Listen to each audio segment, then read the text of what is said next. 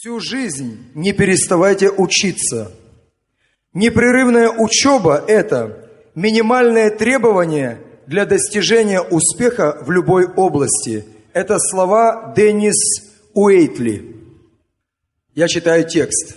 Это подзаголовок.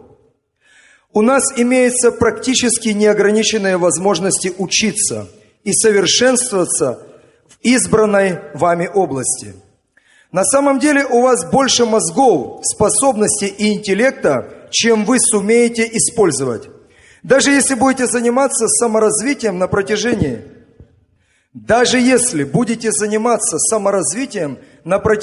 всей остальной части жизни. Вы куда менее, чем сами можете вообразить.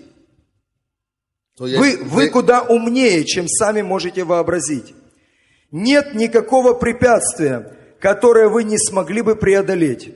Никакой проблемы, которую вы не в силах решить. И никакой цели, которой вы не сумеете достигнуть, если примените в вашей конкретной ситуации всю мощь своего разума. Но ваш ум во многом подобен мускулатуре. Он укрепляется по мере использования. Точно так же, как для развития мышц вы должны подвергать их физической нагрузке, вам нужно постоянно работать своими умственными мускулами, чтобы развивать и укреплять ум. Чем больше вы учитесь, тем больше в состоянии изучить. Ведь в спорте дело обстоит точно так же. Чем интенсивнее вы занимаетесь каким-то видом, тем лучше осваиваете его. Чем в большей степени вы посвятите себя тому, чтобы всю жизнь учиться, тем легче вам будет изучать еще больше. Лидеры любят и умеют учиться. Непрерывное обучение – это ключ к успеху в 21 столетии. Пожизненная учеба – это минимальное требование для успеха в вашей, а также в любой другой сфере деятельности. Примите сегодня же решение, что вы намереваетесь стать в своем ремесле вечным студентом и до конца жизни собираетесь продолжать обучение и становиться все лучше и лучше. Для того, чтобы всю жизнь учиться, нужно соблюдать следующие 3 ключевых правила. Правило первое. Каждый день, по крайней мере, от 30 до 60 минут читать материалы, относящиеся к вашей сфере деятельности. Пожалуйста, я думаю, это нужно записать. Я повторяю. Первое правило. Каждый день, по крайней мере, от 30 до 60 минут, то есть от получаса до часа, минимум читать материалы, относящиеся к вашей сфере деятельности. Для ума чтение – это то же самое, что физические упражнения для тела. Чтение каждый день на протяжении часа будет означать приблизительно 1 книгу в неделю. Это, в свою очередь, даст 50 книг в год. А 50 книг в год приведут к тому, что за следующие 10 лет вы прочтете 500 книг. Поскольку средний взрослый житель Америки читает меньше 1 книги в год, то, начав читать по часу в день и по 1 книге в неделю, вы уже только этим достигнете невероятного преимущества в своей области. Вы превратитесь в одного из самых осведомленных, наиболее компетентных и самых высокооплачиваемых специалистов в вашей профессии, просто благодаря тому, что каждый день станете читать в течение 1 часа. Пункт 2.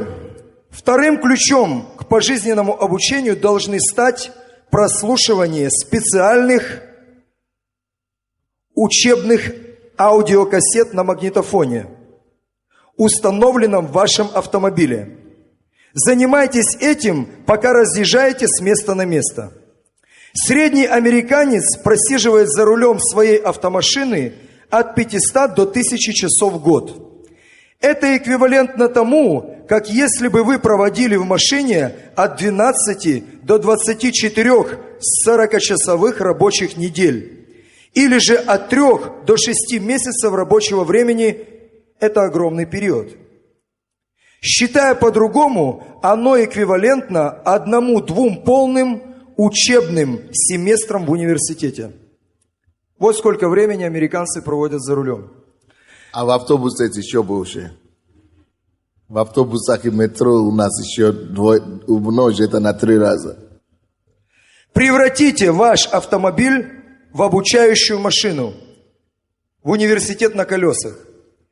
Никогда не позволяйте, чтобы двигатель вашей автомашины работал без сопровождения образовательной аудиопрограммы, которая воспроизводится с кассеты или с компакт-диска. Многие люди стали миллионерами благодаря чуду обучения через наушники. Именно поэтому аудиообучение часто называют самым крупным переломным достижением в области образования со времен изобретения печатного станка. Третий ключ к продолжению учебы на протяжении всей жизни.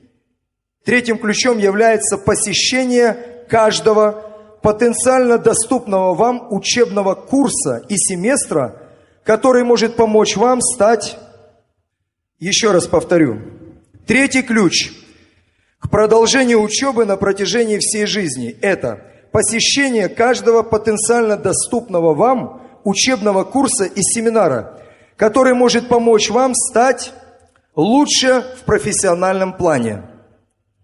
Сочетание книг, учебных аудиопрограмм и семинаров позволит вам сэкономить сотни часов и тысячи долларов, а также многие годы упорного труда в деле достижения того уровня финансового успеха, который вы считаете для себя желательным.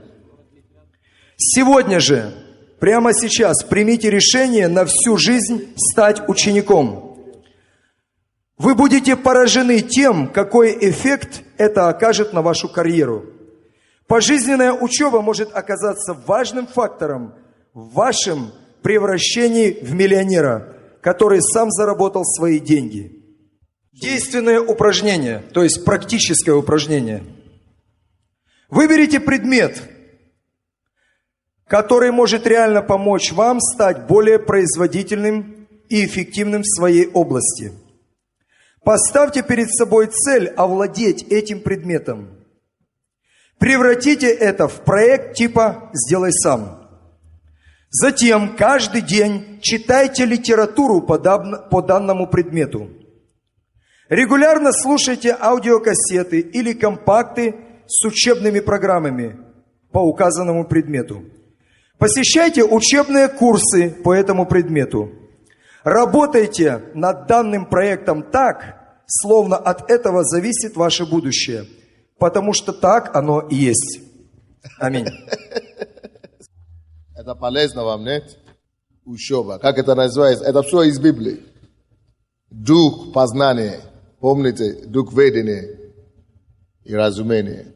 Всего-навсего. Причина, почему человек бедный, друзья, не потому что Бог его лишил или обделил. Если человек бедный, есть некоторые причины для бедноты, которые уважительные причины. Во-первых, это если есть какое-то стихийное бедствие. Допустим, засуха, потоп, землетрясение. Или что-то, которое не позволяет человеку физически развиваться или состояться. Или когда есть диктаторские какие-то режимы. Или так, как при Советском Союзе, да? Когда само государство следило за тем, чтобы страна все была равны, как рис. Или как песок у берегу моря. Чтобы никто не отличался. Но в условиях свободы нет уважительной причины, чтобы кто-то с нас с вами жили абсолютно в нищете.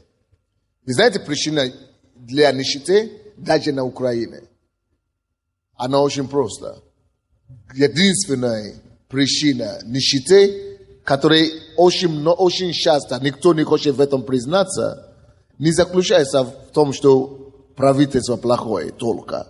Это тоже может быть фактор, но это мало фактор, слабый фактор. Потому что даже при плохом правительстве кто-то все равно зарабатывает деньги. Это не зависит от того, какой стране ты живешь. Потому что масса людей, которые живут в самой богатой стране мира, все равно живут в нищете. Но вы знаете, самый главный фактор для нищеты? Человек беден, потому что он беден в информации о деньгах и о законах, по которому деньги и финансы работают. Человек бедный, потому что он не обладает нужными и важными информациями для того, чтобы раскрутить себя или разворачивать свои финансовые деятельности или финансовое состояние. То есть беден тот человек, который беден информационно, который в информационном плане не имеет достаточных фактов, именно не имеет достаточной информации о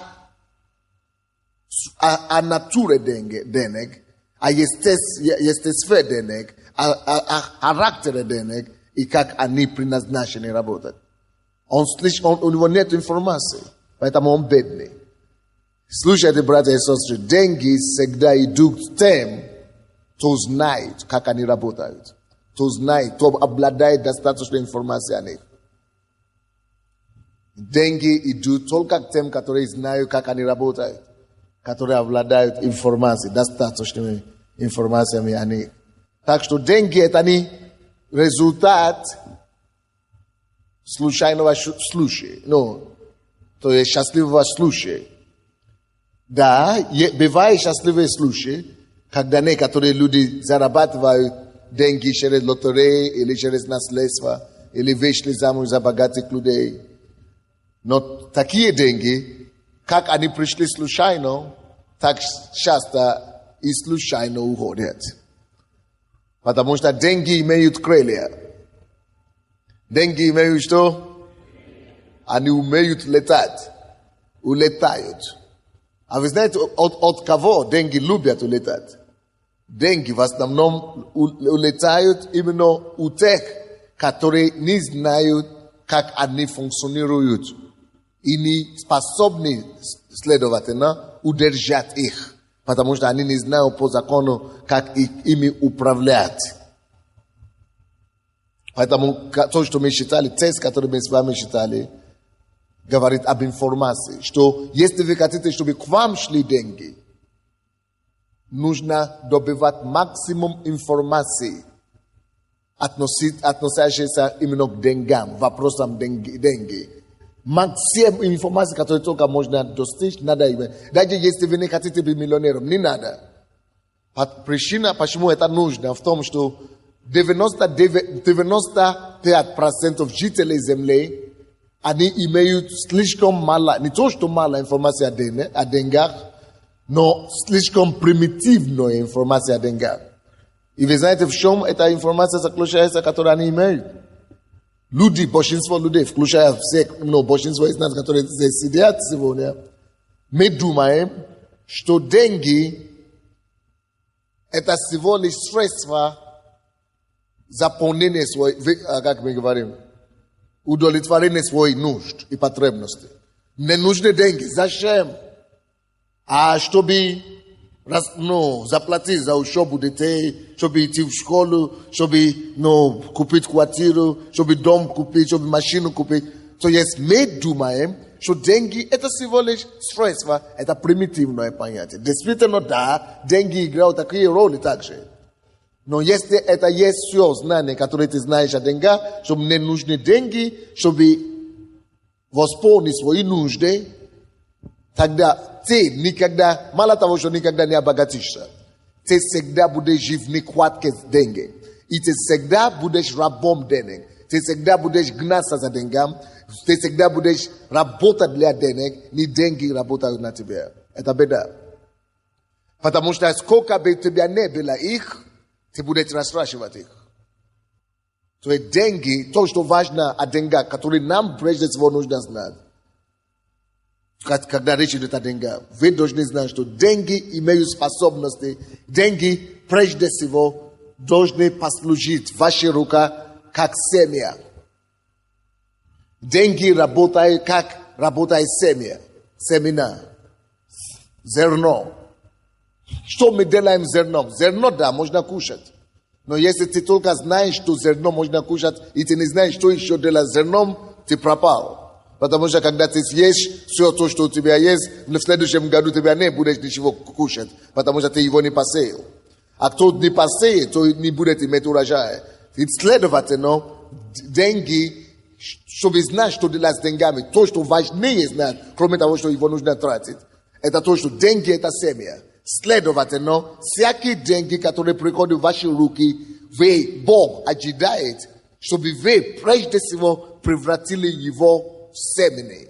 То есть посеяли его или пустить его в оборот. Кто-нибудь из вас читал Библию когда-нибудь? Вы читали притчи Иисуса Христа? Что он говорит? Хозяин отдал виноградник кому-то и ожидал от них плоды и ушел в путешествие. И когда он пришел, чтобы спросить, что они заработали с этого виноградника. Они ничего не заработали, они хотели его убить и так далее. И он говорит, мы уничтожим и разрушим все, потому что они не умные.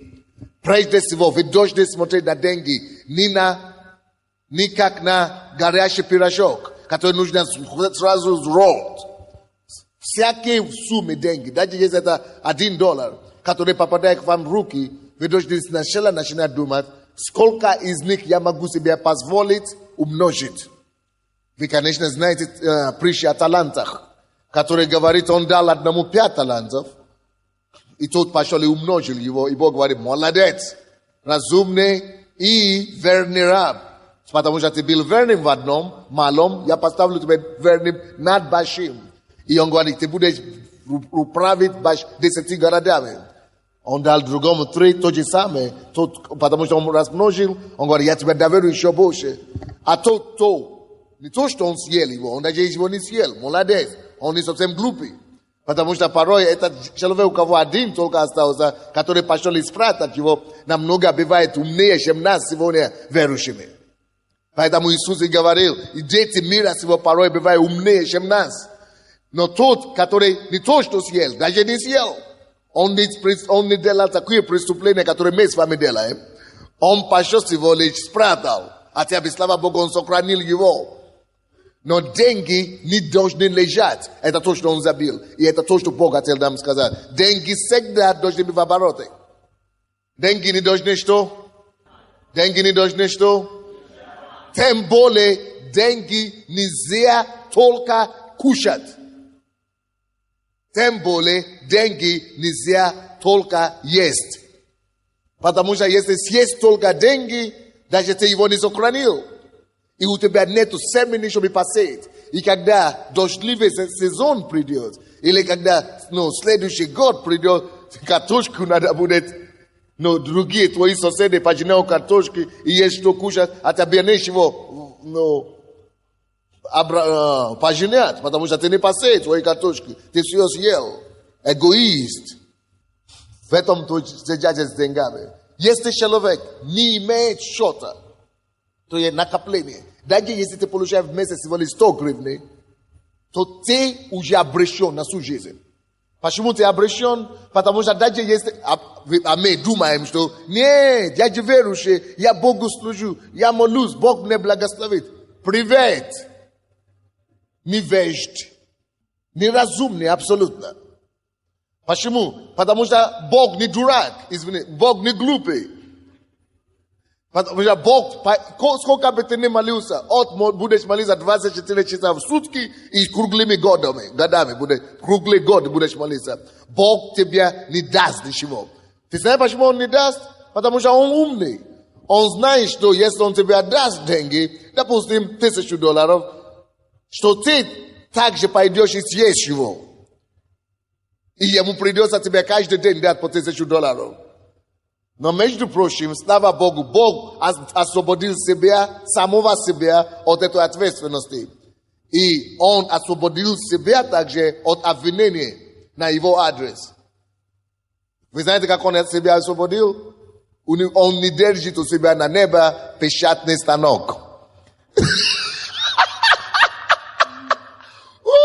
Специально Бог не печатает деньги.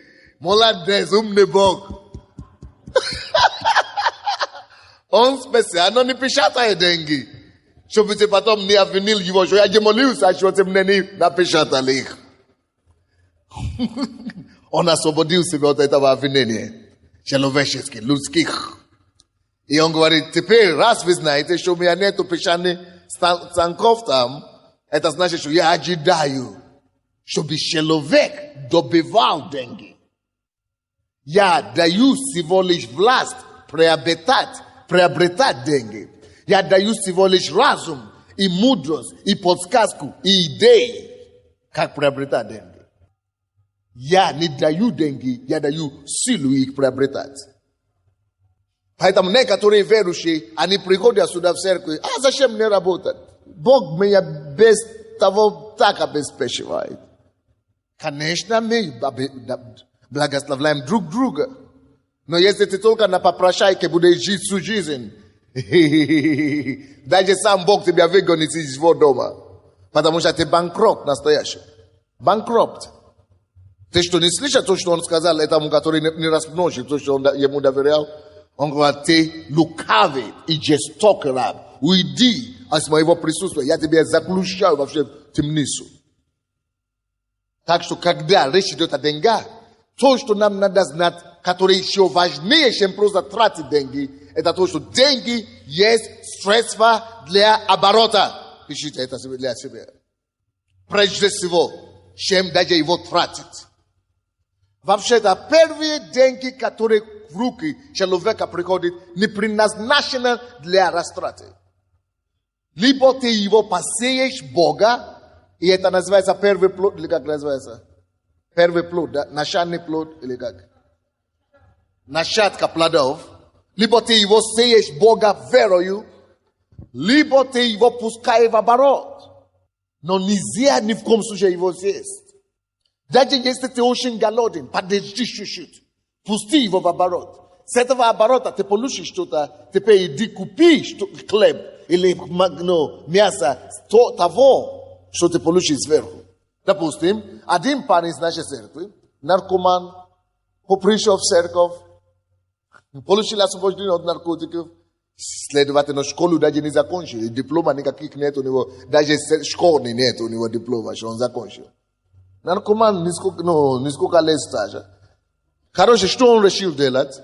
Послушайте внимательно, наркоман, молодой человек, 26 лет. Как будто это стыдно и не престижно то, что он решил делать. Он пошел за 10 копеек, он купил кулок. Кулки, 2 кулки купил.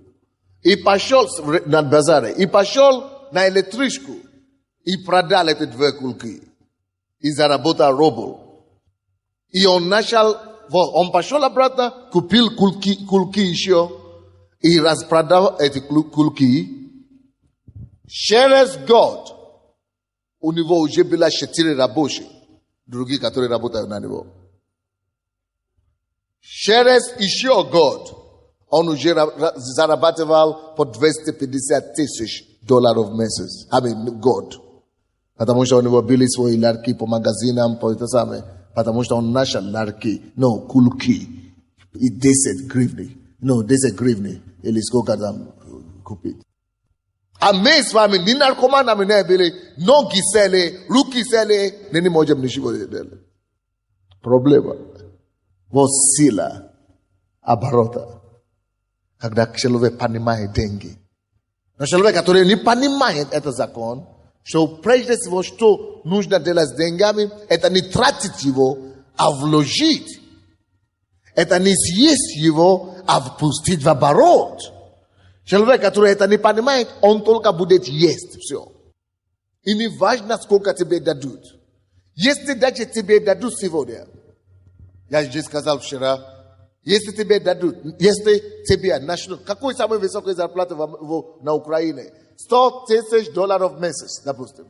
Даже если тебе начнут платить $100,000 в месяц, ты все равно будешь зависимый, ты все равно не свободен, и ты никогда не будешь богатым. Даже если ты получаешь $100,000 в месяц. Почему? Потому что пока ты работаешь на зарплате, ты всего лишь раб. Даже если ты платят на эту зарплату $100,000. Мы потом дойдем до этого попозже. Я вам это докажу тоже попозже. Но что нужно понять о деньгах? Что нужно делать с деньгами? Если прежде всего это не просто тратить, значит мы уже говорили первый, в оборот пустить. Второе, что нужно понять о деньгах? Что делать с деньгами? Прежде всего. Когда деньги в ваших руках, второй вопрос, который нужно задать себе, это как сохранить эти деньги. Сначала первый вопрос, как размножить. Второй вопрос, как сохранить. Или наоборот, извините, можно наоборот ставить. Прежде всего, как сохранить. Второй, как размножить. Но я уже говорил о втором сначала. Как размножить. Во-вторых, как сохранить. Не хранить, просто чтобы она ничего не делала. Если вы слышали об инвесторах, инвесторы, когда они вкладывают деньги, или в депозитах, в банках и так далее, вы думаете, что они просто хотят размножить деньги, или процент хотят получить. На самом деле, настоящие богатые люди, не ради процента, эти 2% они ничего им не дают. Они вложивают и ложат в кредиты, потому что они не хотят их потерять. Поэтому они заботятся об этом. Но простолюдина, наоборот, он только как к нему попадает какие-то суммы денег, он сразу ищет, куда его продать, на что это хватит. Это 15 гривен или $15, значит, это хватит на гасту. Не обувь новый я должен купить. Некоторые из нас мы имеем больше обуви дома, чем у миллионера Киева. Почему? Потому что мы не понимаем законы денег. Мы думаем, что эти деньги хватит на то, и мы начинаем бегать за продуктами и за вещами. Но человек, который действительно понимает закон, он ждет, он тормозится.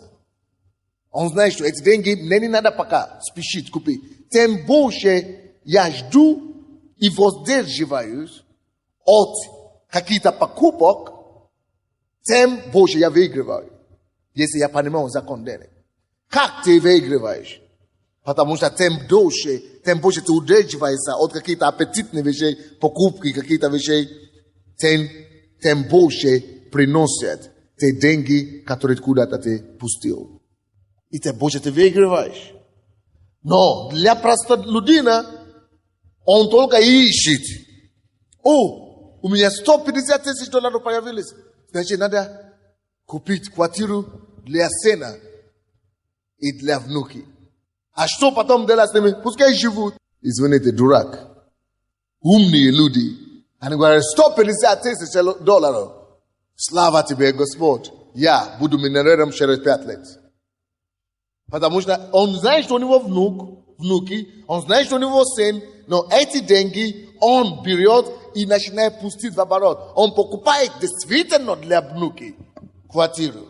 Действительно для сына квартиру. Но он его покупает так, чтобы перепродать дороже. Или так, чтобы сдать. Или так, чтобы заложить. Чтобы получить финансы, чтобы потом это вложить куда-то. Поэтому к тому времени, когда он уже подарит сыну или детям деньги, никто там не живет пока. Он им не сообщает пока. Когда он уже им сообщит, он уже за эти деньги, за счет их квартиры и это самое, он уже 3 такие квартиры, он уже 10 таких квартир мог купить. Поэтому он тратит не 150,000, которые ты ему дал, но он тратит на самом деле то, что эти 150,000 уже принесли много-много раз. Поэтому он не бедный. Но мы видим богатых людей, он ездит на хорошей машине, он живет в хороших домах, и мы все начинаем мечтать.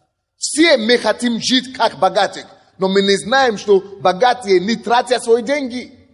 Они тратят только издержки, только прибыли, только лишних от денег, которые уже не их. Они тратят только твои, которые уже им удалось перехватить в свою сторону. А мы не знаем, мы думаем, что, есть такая машина. И как только нормальные деньги к нам приходят, мы начинаем гнаться. Потому что мы имеем мечту всю жизнь. И вообще система мира всего так построена.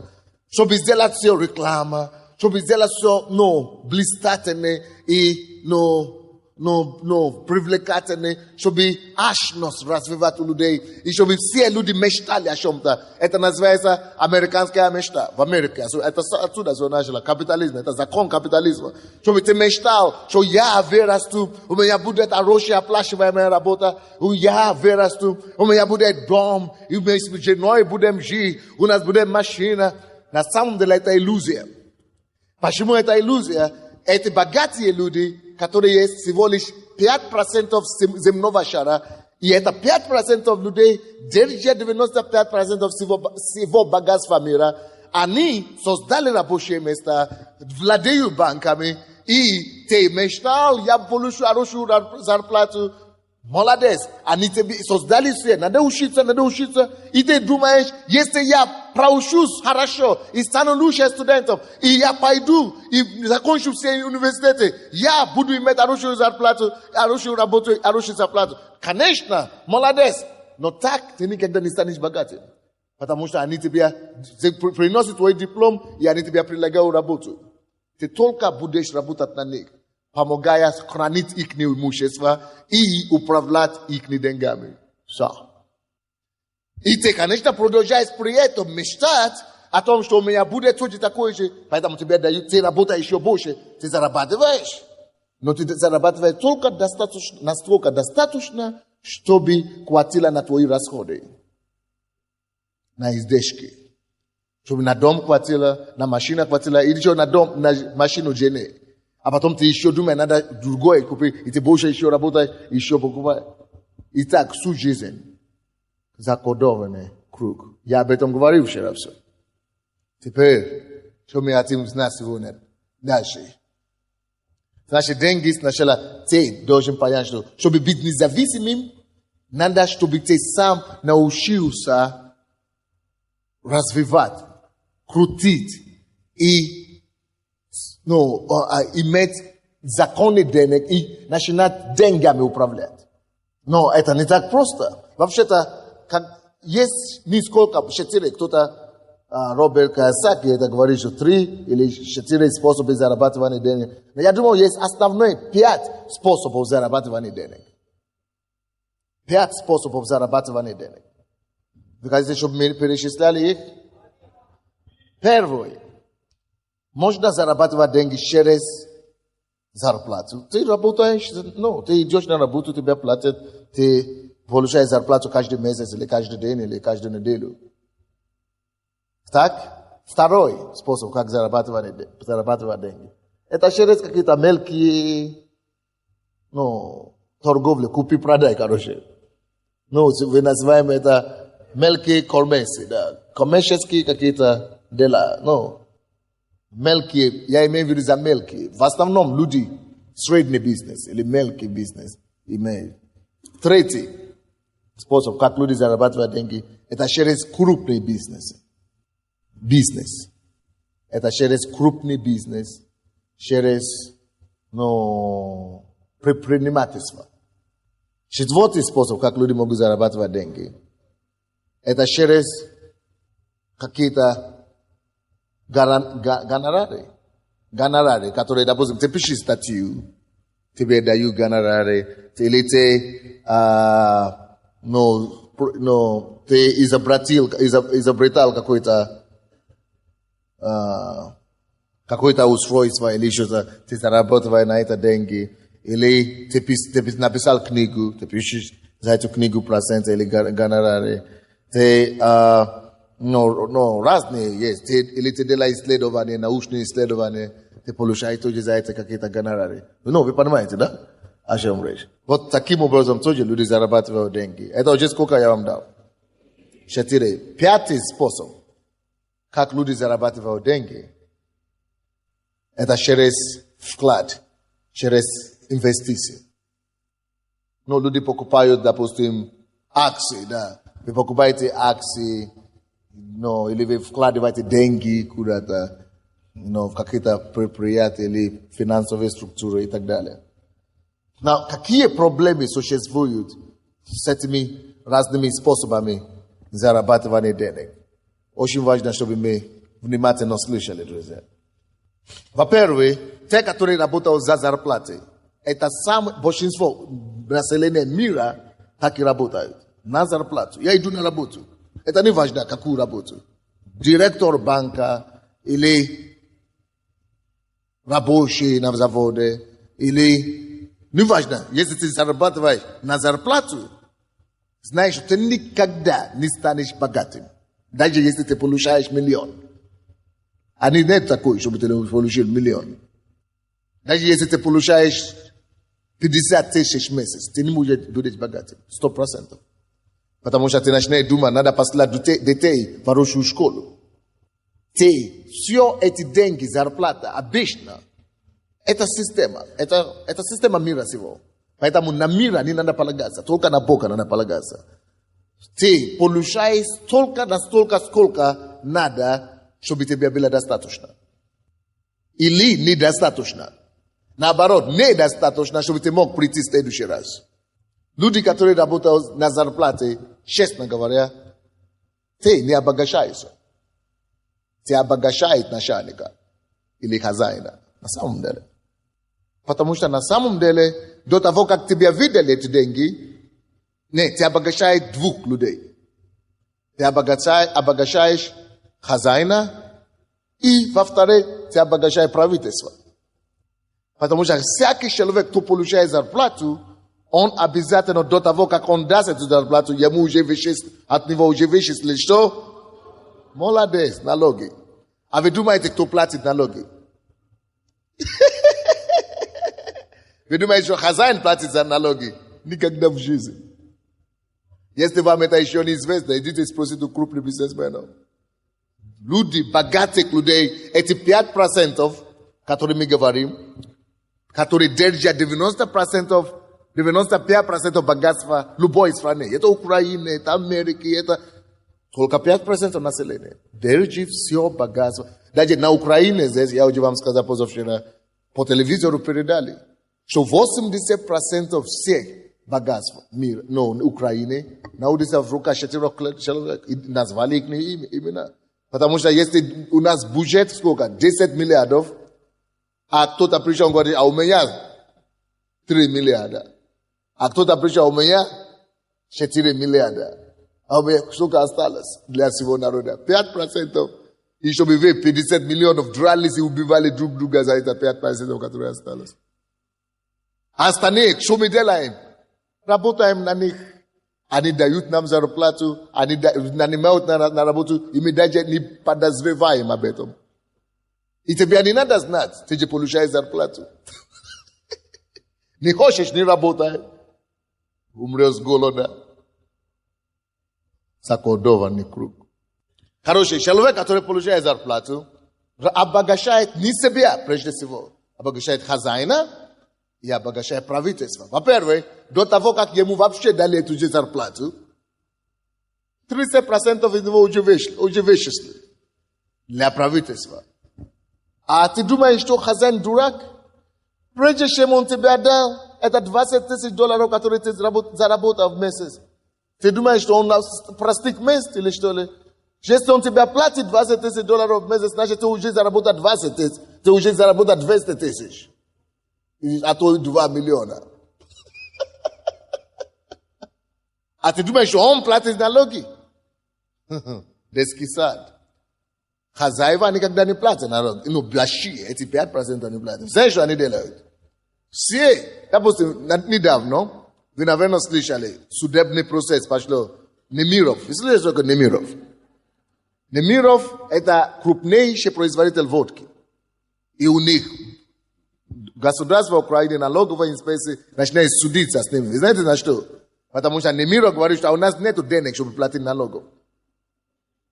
А футбол, а бокс и так далее финансируют, и все, реклама делала. Почему? Да, у нас нет прибыли. У нас минусы. Но, потому что все наши деньги мы пускаем куда? В оборот. A ty говоришь, ты же ездишь на 600 Мерседес.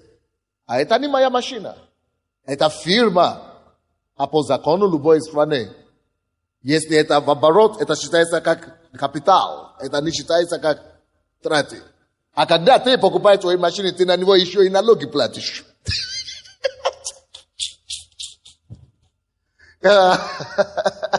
Вся система, капитализм. Вы думаете, коммунизм плохой, капитализм лучше? Ничего подобного. Только Бог лучше. Царство Божие лучше. Но, чему я начал все эти лекции читать? Чтобы мы с вами научились перехитрить систему мира сего. И мы найдем туда, мы найдем туда.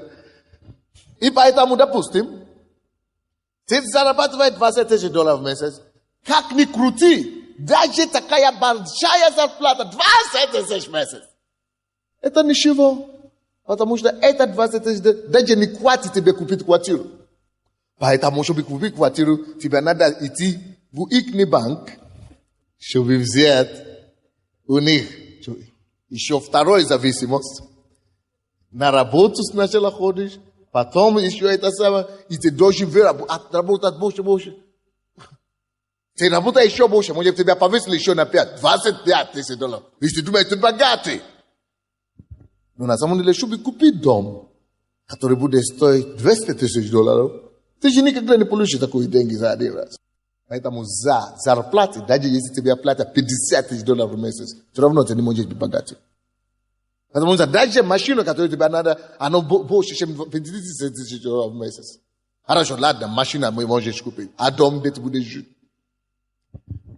Эти $50 000 в месяц, это всего лишь достаточно, чтобы тебя послать детей в школу, жену содержать, а ты же не будешь жить в одной комнате в квартире, когда люди услышат, что ты получаешь $50 000 в месяц. Это позор, да? Поэтому ты хочешь иметь в центре где-то представительное это самое.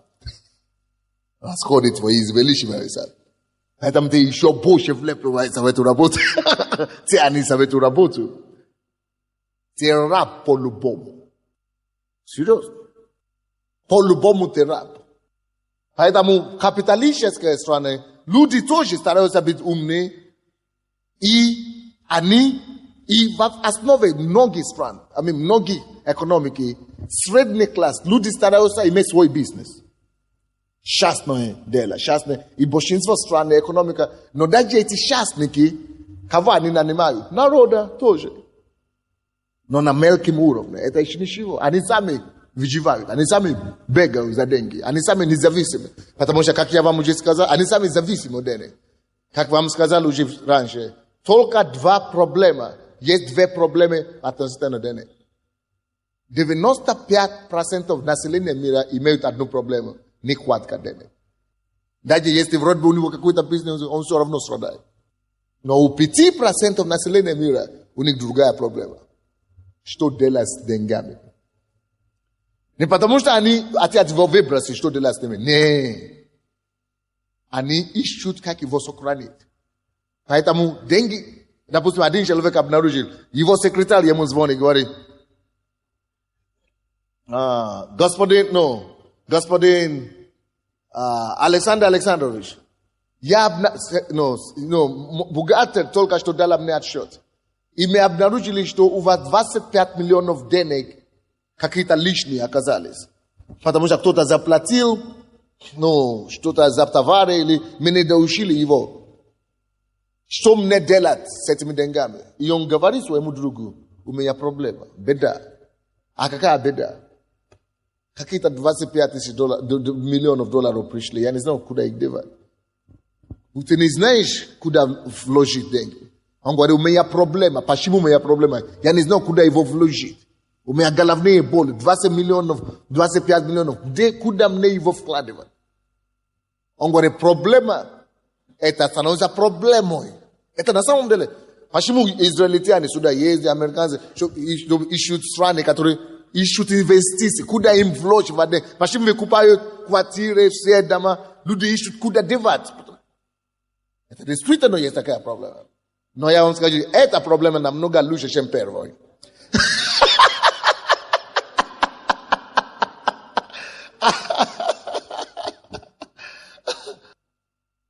Окей. Значит, люди, которые получают зарплату. Если ты живешь на зарплате, ты все равно раб по-любому. Слушайте внимательно. Как я уже сказал, либо ты служишь деньгам, либо деньги тебя служат. Но если ты идешь на работу, чтобы получить зарплату, или ты работаешь вообще, чтобы получить зарплату, значит, не ты господин над деньгами. Не деньги служат тебе, а ты служишь деньгам. Потому что ты зависим от этого, чтобы выжить. Следовательно, послушайте внимательно. Ты не можешь просто поехать, допустим, и делать, что ты хочешь. Или поехать миссионером, или что-то. Потому что ты боишься, страх. Ты не можешь, что тогда будет со мной, с моим домом, с моими детьми. Ты раб. Я должен работать. Это проблема серьезная. Но умные люди и по-настоящему богатые люди,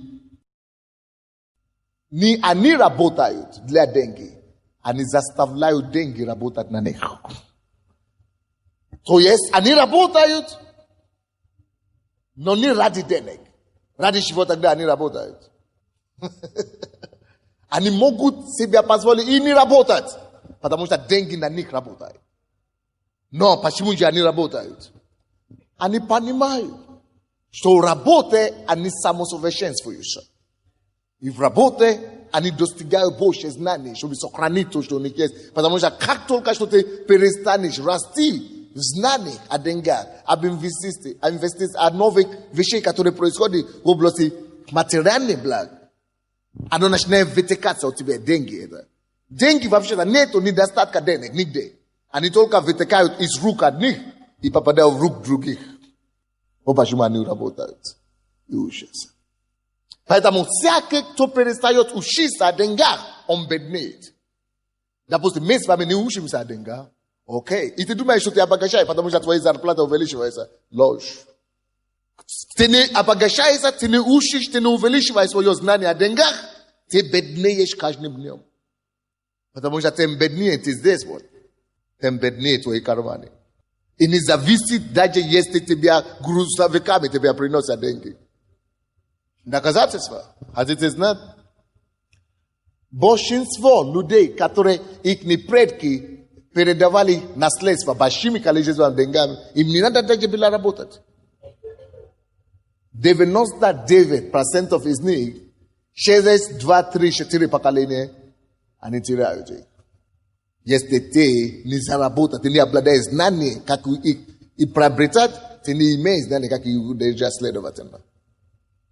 Они вытекают. То есть некоторые специалисты, которые держат, банки держат, миллионеры держат, фирмы держат, финансовые группы держат, специалисты, чтобы выяснить, как у тебя собрать твои денег.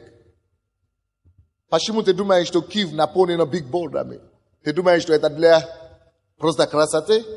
Привет. Это чтобы тебя обнищать еще больше и наполнить это карма.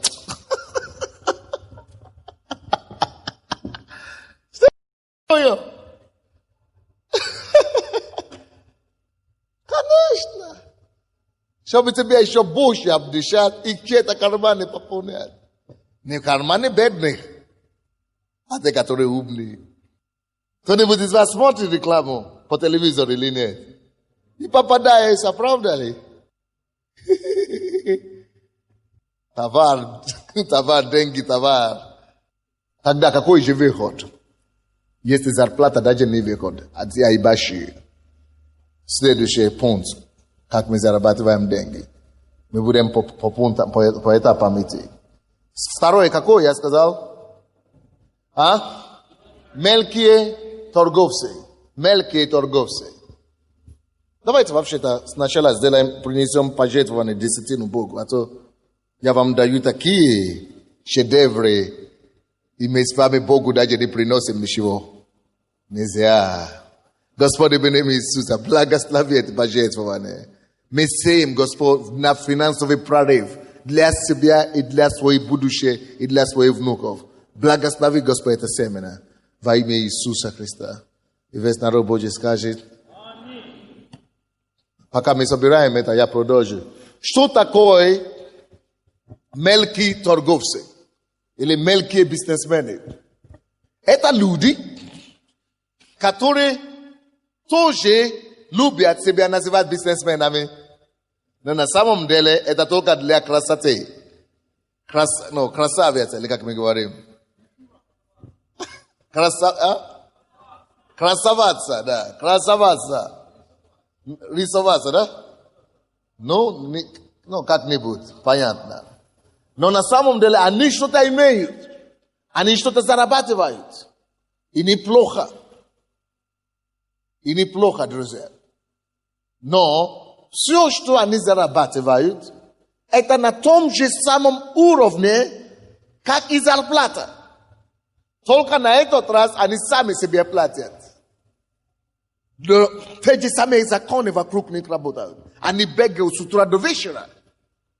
Но не могут никак себе позволить не работать. Потому что если они это сделают, у них банкротство.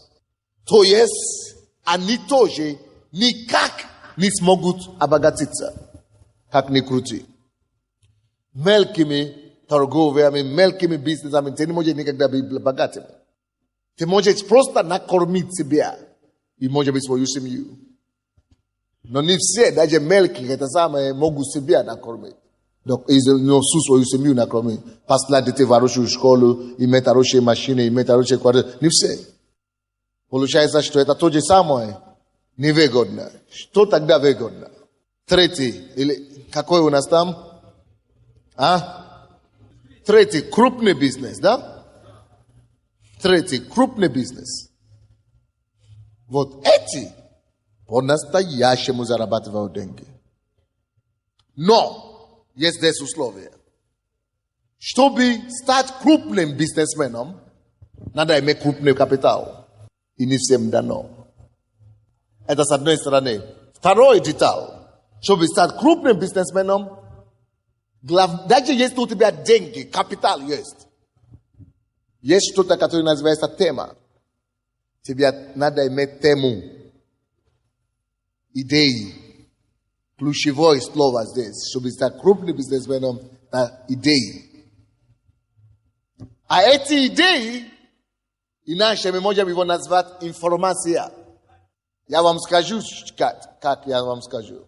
Что вот идеи, чтобы выжить на рынке крупного бизнеса и утвердиться и состояться, хочу вам сказать, что вот эти идеи и информации, порой они еще дороже или реже встречаться, чем сами денег. Информация иногда реже добивается, реже встречается и реже приобретается, чем приобретаются сами деньги. Вы слушаете меня или нет? Поэтому если ты бедный информационно в области знания, даже если ты нашел как крупный бизнесмен, ты удивишься, что через 5 лет какие-то. Ты уже сам ищешь работу. Уже сам что? Ищешь работу. При тебе приходится продавать свои заводы и фабрики. И гнаться за автобусом по городу. Но люди, которые могут выжить там, конкурентоспособные, это люди, которые имеют, поэтому я говорю, вы должны быть образованными. Это люди, которые имеют которые грамотные, которые приобрели, которые вложили себя к тому, чтобы приобретать как можно больше знаний. А их сфера деятельности, сфера деятельности, или в той сфере деятельности, которой они занимаются, и которые вообще выживают только 10-20%, первые 10 и первые 20% того рынка. Остальные те же самые бизнесмены дерутся и выживают как на зарплате. Но первые 10% любого сфера деятельности и первые 20%, вот они зарабатывают крупные деньги. Но чтобы там остаться, каждый год из первой десятку, из первой двадцатку с валами сваливаются. И первый год тоже какие-то поднимаются на их место. Почему? Потому что это драка страшная. Мало кто выживает. Но это не так просто. Даже в Америке, это самая богатая страна в мире. Только 1% населению удается переходить из того 95% населения, которые как бы средние, но которые так, не богатые. И только 1% получает, 1% удается перейти из этих 90% в 5% богатейших людей. Одновременно эти, которые приходили 10 лет тому назад, пускаются обратно, некоторые из них, которые не выдержали борьбы этой конкуренции. Значит, мы дети Божьи, и мы хотим служить Богу. Но мы также знаем, что у Бога написано, никто не знает тайны, что внутри человека, кроме Духа Божьего, который в нем. И это Дух Божий внутри нас, друзья. Как что касается идеи, если мы действительно будем работать с Богом, с Божьим Духом, слушая подсказки Духа Святого, это не должна быть проблема для нас. Идеи должны приходить к нам как верующие. Если мы можем ходить с Духом Святым и слушать его, потому что Бог все знает. Поэтому, если вы хотите быть бизнесменом, кроме капитала, вам нужны идеи. Если идеи будет у вас, и будет у вас богатство информации, накопленной информации о законах деньга, о денежных законах или потоках, а также о той сфере деятельности, которые вы призваны. Медицина, образование, нефти, металл. Если вы будете обладать максимум информации, вы не только будете конкурентоспособными, но еще и с Духом Божьим. Мы можем править миром, друзья. Кто-нибудь слушает меня? Я говорю, мы можем править миром. Но для этого надо заниматься. Но беда наших людей в церкви, вы знаете, в чем заключается? В том, что мы, даже если мы занимаемся чем-то, мы всегда полагаемся на Бога, а сам плашаешь, как хочешь. Написано, на Бога надеяться, а сам...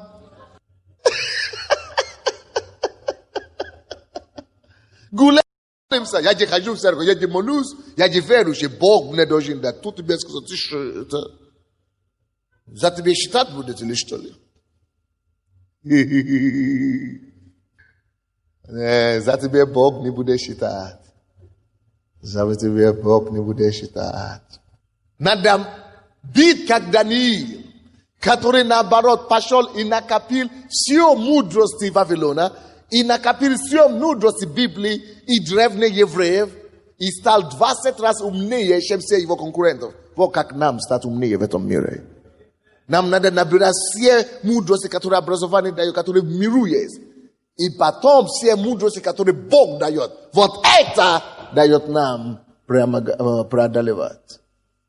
Кто-нибудь слышит меня или нет? Потому что самому принципу это самое преуспевал Иосиф в Египте.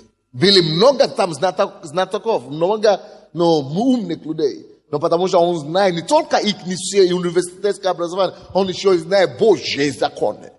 Отличался. И дал объяснение тем вещам, которые никто не может дать объяснение. Значит, какой у нас? 4 будет? Или 5? 4 это эти гонорары и так далее. Ну, как вам сказать, зависит от чем ты занимаешься, это случайно, это уже зависимо. Иногда ты можешь изобретать машину или самолет, и ты станешь миллионером сразу. И если ты ученый, научный, если это очень много, мало, вот только 1% населения всего вот так зарабатывает хорошие деньги. Только всего лишь 1%. Тебе надо тогда быть ученым, хорошим, или журналистом высокого класса, или какой-то творческим человеком, который действительно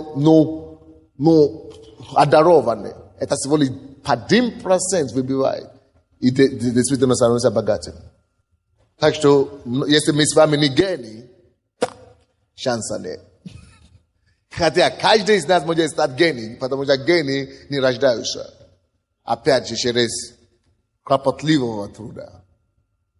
Но вот, слушайте, друзья, самый практический и практичный способ, буквально через который каждый человек уже сегодня может начинать работать и буквально через 5-10 лет стать хотя бы заработать первый миллион.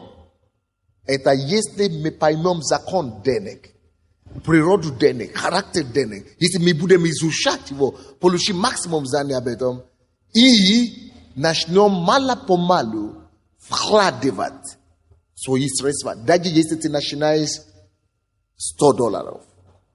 Если ты даже мало начинаешь, инвестиция, это есть самый практичный способ и самый легкий способ, как люди обогащаются в мире. Потому что все богатые люди, они же не работают. За них работают те, и ваши дети, и твой муж, и жена, который пошел в Гарвард и закончил красным дипломом. И его ставят директором фирмы и платят ему $50,000 в месяц. И он радуется. Я получаю высокую зарплату. Он не знает, что он всего лишь клерк. Имеет на самом деле эти деньги. Летит по островам. Гавайским и остальное. Майами и так далее. Ямайки. Весь мир, самые богатые люди в мире, они зарабатывают свои деньги только на то, что они вкладывают эти деньги куда-то. И что это, как это называется? Они заставляют деньги работать на них. Поэтому они могут себе позволить не работать. Помните моего друга, которого Бог поднял на небо, да? И показал, что я буду давать деньги верующим. Я буду доверять людям моим деньги, да? Чтобы освободить людей из уст неверия. А он 15 лет жил в Америке, он даже детей не мог послать в школу. Но после этого сна он начал искать способы, как же зарабатывать деньги. И он сталкивался с такими информациями. Он собрал больше информации, как он мог. И вы знаете, что он пошел сделать? Он пошел на Флориду, купил участку земли. Потому что недвижимость в каждой стране всегда растет. Он вкладывал, он одолжил даже эти деньги. $15,000 одолжил, купил 3 участка земли. И через 3 месяца они уже удвоились. Через год они утроились. Он отдал свои долги. На сегодняшний, через 2 года он заработал первый миллион. На сегодняшний день он даже не работает. Что он делает? Почему не работает? Он работает знаниями, изучает только. Изучает просто информации, где больше информации, инвестиции, куда вложить, куда искать, где найти, где выгодно. Вот это всего лишь его работа. Он не работает физически. Раньше он работал на заводе и все. Почему он не работает, а все равно у него деньги капают, миллионы капают. Очень просто. Он научился и понял, что деньги можно заставить работать на вас, а не вы на деньги. Слушайте, это называется господство над деньгами. Это значит понять, но только люди, которые умнее, которые поняли законы развития и работы денег, могут к этому состоянию прийти. Братья и сестры, здесь, у кого из вас есть квартира, поднимите ваши руки. Встаньте все на ноги. Теперь, стоп, без шума. Кто из вас, стоящий на ноги, считает себя богатым? Не духовно, а физически. Вы имеете хотя бы $1 миллион или около того? Нет, ни одного. Или вы будете иметь $1 миллион в ближайшее время. Окей. Теперь слушайте меня. Слушайте меня сюда. Если бы у вас было, если бы вы обладали достаточными информациями, вы бы уже поняли, что 5 лет достаточно для вас, будучи на Украине, чтобы заработать первый миллион. Не представьте еще. Это серьезно. Если вы будете знать правильные законы, это самое. Но проблема с нами в том, даже у многих из вас, которые даже стоят на ноги, у вас даже нет автомобиля. И вы думаете, что вы бедные. А на самом деле вы богатые. Даже, скажем, самые бедные из вас, из этого всего вы имеете только гостинку. Но даже с гостинка ты можешь за 5 лет заработать миллион. Даже в Украине. А почему не получается? Потому что никто нам не говорит. Слушайте внимательно сюда. Вот эти 5% людей, которые обладают 95% имущества мира, они знают эту информацию, но тебя никогда не скажут. В университете тебя никогда не научат. Потому что в университете и система образования создана так, чтобы ты пошел, получив все степени, которые возможно, чтобы ты пошел, пришел и работал на них, помогая им сохранять их имение и управлять их состояниями. Чтобы ты был опять же на зарплате у них. А потом, чтобы ты сел на долгах у них. Но есть способы, как можно перехитрить систему этого мира. Вы, которые имеете хотя бы даже квартиру, и вы думаете, я бедный. Жал. В том-то и заключается мудрость. И познание, приобретать знание, мудрость приобретать. И в том заключается, друзья, вызов нашего времени. Что мы с вами остаемся там, где нас бросили, где нас оставили. И мы жалеем себя, что нам не повезло. Нет, мы можем сами создать свою судьбу, и наша судьба в наших руках. Это серьезно. И я хочу начинать сейчас рассказать вам, как, допустим, даже если у вас гостинка, эту гостинку на сегодняшний день можно продать за $15 тысяч. Больше. Даже, скажем, 15 или 20. Если 20, это вообще вы богатые. Но из-за того, что коммунистическое воспитание, друзья, говорит нам, что единственный источник зарабатывания денег – это зарплата. Все остальные спекуляции. Мы с вами стали как стадо. Все на заводе. Гонят весь всю страну миллиарды людей. Иди работай. И обратно. А когда ты уже застарился, тебе говорят, мы тебя отправляем на пенсию. Вы знаете, что такое пенсия? Как это где-то выбрасывая машины, которые негодные, которые, это свалка. Своего рода свалка. А потом детей свои дай нам, рожай нам детей. И мы опять их тоже будем гнать по заводам нашим, а потом на свалку опять. Издевательство над человеческим достоинством. И нам дают какие-то копейки зарплаты. Неужели ты был создан Богом? Тебе была дана жизнь. Только чтобы вот так истратить его и все. Нет, жизнь дана, чтобы мы могли служить и прославить Бога и утвердить его царство. Бог и его царство. Вот цель нашего существования. Не служить деньгам, не работать на деньги, не быть рабами деньгам. А научиться найти способы, как стать хозяевами деньги. Чтобы использовать деньги, чтобы прославить его имя и утвердить его царство. Кто-нибудь слушает меня или нет? Теперь, как это практически делать? Здесь одна сестра будет мне помогать, которая это уже путь прошел. И я не просто теоретик, проповедник. Я не хотел. Но я говорю, ради вас, я хочу вам доказать, что это возможно. Потому что дух страха, который коммунисты еще поселили на нас тогда, нельзя это делать, а вдруг, квартира, это чувство не все состояние вообще судьбы. У тебя квартира есть? Держи ее, береги. Но тебе никогда не скажут, что тебе сказали сидеть на твое семя. Знаете, что мы сказали сначала? Семя и зерно нельзя есть. А когда ты живешь на квартире, которая у тебя есть, что ты делаешь с этим семенем? Что ты делаешь? Кушаешь, съедаешь. А что Бог, Иисус, сказал таким людям? неверный, жестокий и безнадежный раб. Иди в темницу, где ты проведешь вечность, мучения, сражения и любовь. Это не будет с нами, друзья. Наше состояние, Бог для этого не виноват. Незнание виновато. Бог сам говорит, народ мой гибнет физически, финансово, от недостатка знания, издевательства. Дьявол над нами издевается.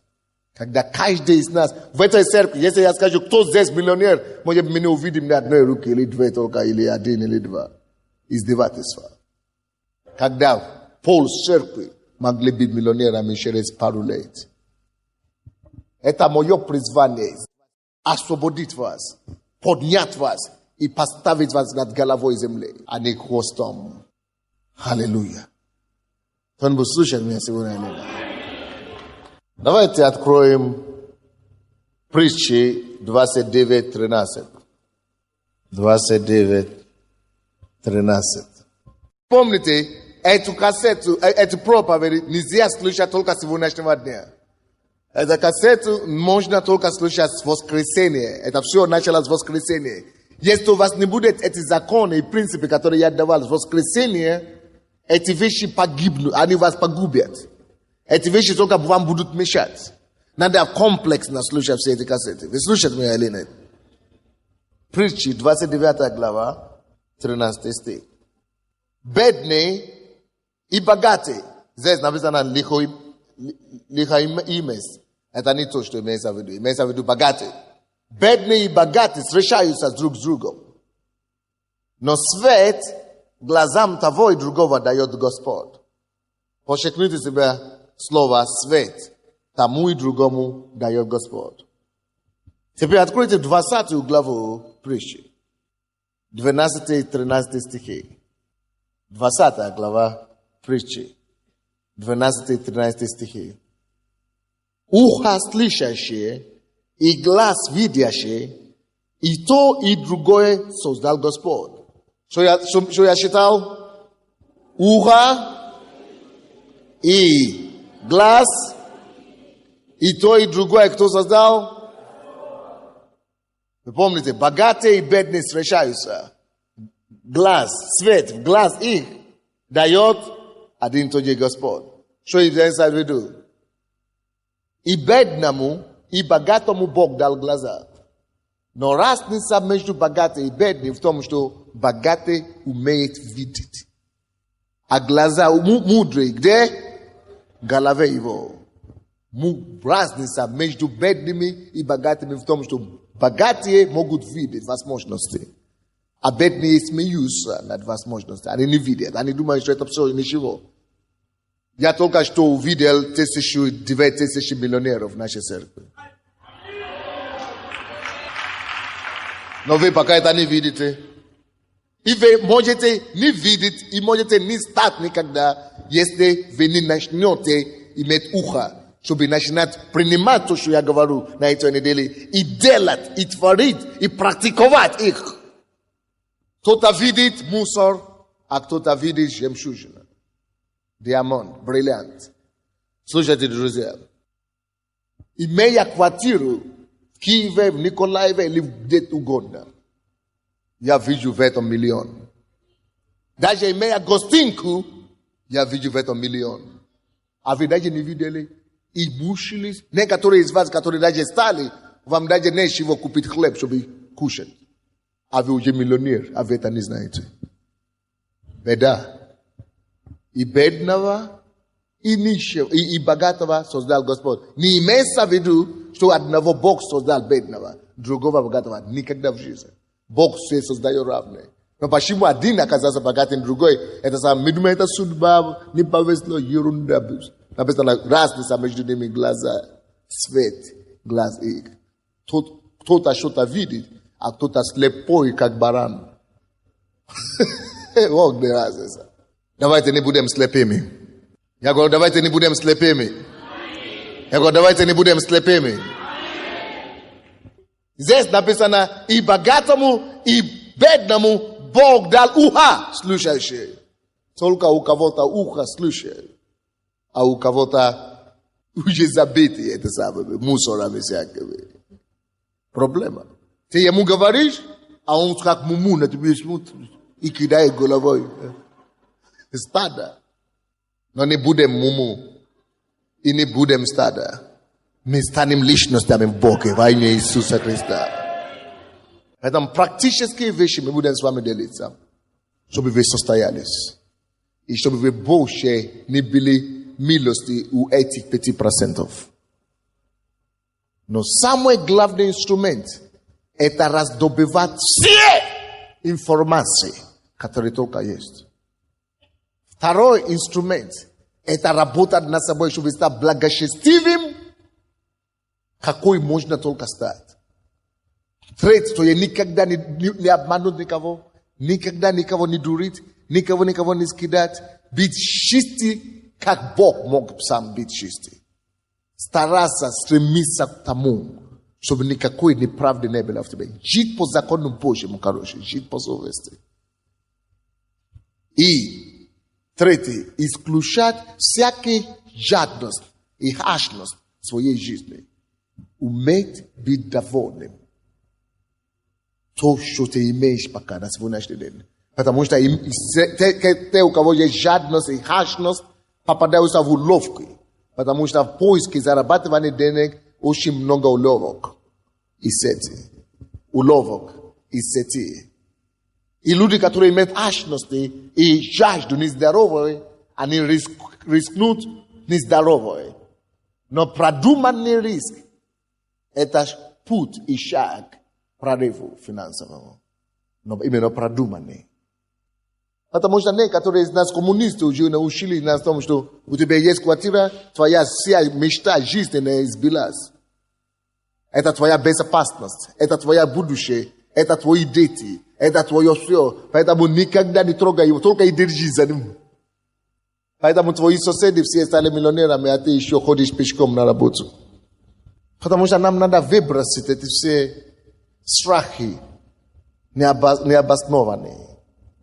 Даже есть одна сестра в нашей церкви, я ее попросил, иди учи, помоги мне открыть глаза некоторым моим пасторам. И когда она начала стратегию подсказывать этим пасторам, они сказали, они обиделись на эту сестру. Сказали, ты что? Ты хочешь собрать у нас квартиру? Ты хочешь, чтобы мы продали свою квартиру? Глупо, собачно, извините.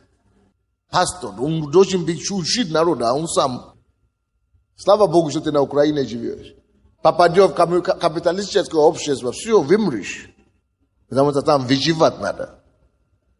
Вы, конечно, понимаете, что я говорю этим языком, я говорю, так этими словами только, чтобы донести мысли, чтобы дошло.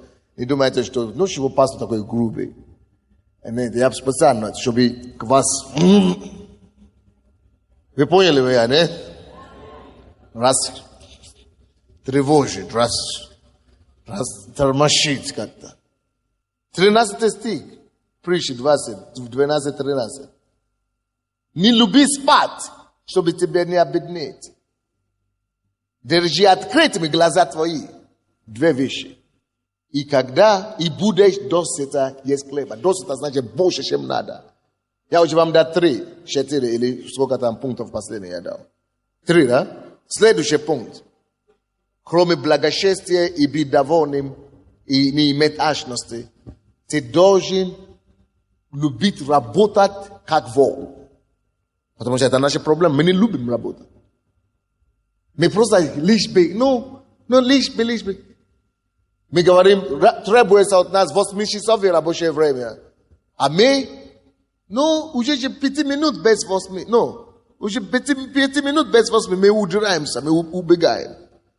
Вы даже не знаете, что кто хочет быть богатым и быть первым и управлять землей, это тот, который как раз работает чуть-чуть больше, чем норма. Если норма для всех 8, вы знаете, что все довольствуются 8. Но ни один миллионер вы не увидите в мире, который бы работал 8-часовое рабочее время. У них нет графика. Они работают сколько надо работать. Круглосуточками, если надо. Вы должны любить работу. Вы должны Вы должны, ну, как мы говорим, трудоголиками, но и трудяга настоящим надо стать. Надо любить работать. Надо любой сфере жизни. Даже пастором не можешь быть, если ты не любишь работать. Никто из бизнесменов или никто не работает, как я работаю. У меня нет рабочих часов. И если вы еще ходите в эту церковь, это непростительно. Видя мой пример даже. Надо уметь работать. Хорошо работать. И если что-то делать, надо уметь делать его лучше. Если ты еще не довел его до лучшего качества, не перестань. Вот о чем здесь речь идет. Потому что тот, кто любит спят, это значит лентяй. Он никогда не будет богатым. Даже если у него будет все возможности. Идеи ищет. Значит, он считает. Он ищет, он исследует. Он ищет информации. Он раздобывает. Он не может быть бедным, потому что идеи будут постоянно к нему поступать. А мы хотим через третий рук получить информацию. Не надо самому добывать. Вот так ты можешь быть первым, кто это получишь. И первым, кто это сделает. И это будет есть хлеб до сыта. Как вас зовут? Сестра Ира, да? Ирина, пройдите, пожалуйста, сюда. Молодец. Таким членом, как вы, я буду гордиться. Она вам расскажет из ее опыта жизненного. Как она получила это учение, это откровение, и пошла, и начала действовать. И двигаться в этом. И теперь Бог начинает ее поднимать чуть-чуть, но спустя несколько лет Бог ее еще больше поднимет. Да, добрый вечер. Я расскажу вам небольшую историю из своего опыта. Начало этой истории 1,5 года назад. У меня была гостинка, маленькая гостинка, 10 квадратных метров комната и 3,5 метра кухня, то есть совсем маленькая. Передо мной была задача, у меня уже как бы ребенок подрастает. То есть всего лишь гостинка. Да. Вот напишите себе это, слушайте, пишите это свидетельство тоже. Всего лишь гостинка. Всего лишь гостинка, да. Ребенку, сейчас 16 ему лет, тогда это было 14,5. И жить в такой гостинке, я без мужа, с ребенком только. И получается, жить в этой гостинке еще дальше, как бы, сложно вдвоем с ребенком, тем более ребенок уже довольно-таки не маленький. И передо мной стала задача, как сделать так, чтобы это жилье как-то расширить. Какие вопросы, какие варианты, что мне нужно сделать. Я стала решать, думать на эту тему. Я очень много размышляла. То есть, какие варианты я находила. Можно продать ее, купить за городом где-то, побольше жилье, понятно, да. Можно просто пойти снять ее, гостинку сдавать. Можно продать ее. То есть я очень много размышляла на эту тему, какие возможные ходы из этой ситуации. То есть мне нужно было обязательно из этой гостинки сделать нормальную квартиру. Поэтому я очень много размышляла на эту тему, как это сделать, какие ходы, какие варианты я могу увидеть, какие выходы. Вот.